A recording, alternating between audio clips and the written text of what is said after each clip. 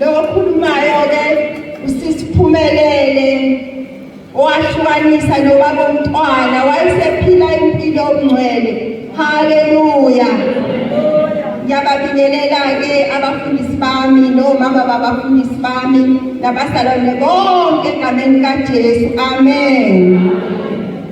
Haleluya bazalwane.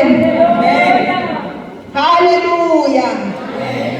Bazalwane mina ke ngade ngisebenza bazalwane ngisebenza efamily.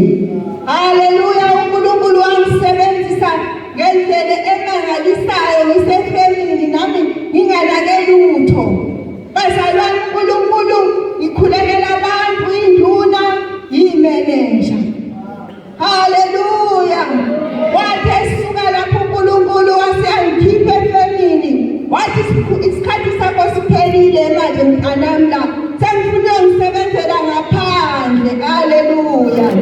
Bazalwane lapho ngaphandle ke ngiyakhuleka.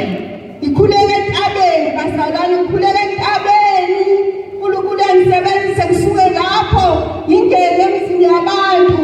Ngizingene emzini yabantu ngishumayela ivangeli bazalwane. Haleluya. uNkulunkulu enze izimangaliso ngoba mina ngavuma ukuba yithuluzi elisetshenziswayo. Haleluya. Haleluya. Ngiyambonga uNkulunkulu bazalwane sangisebenzisa mina ngehlele phansi bese kuphakama yena uJehova. Haleluya bazalwane. Sikhona ke bazalwane izimo ekholweni esihlangabezana nazo ama-challenges bazalwane kodwa thina singabanqobi singaphezu kwezimo. Thina sinqoba izimo ngoba silandela umuntu owanqoba nathi kufanele sinqobe.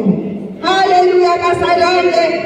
Bese ke ngikhuluma ngesi bazalwane ngithi bazalwane abase-Efesu 6 verse 10 elokugcina qinani enkosini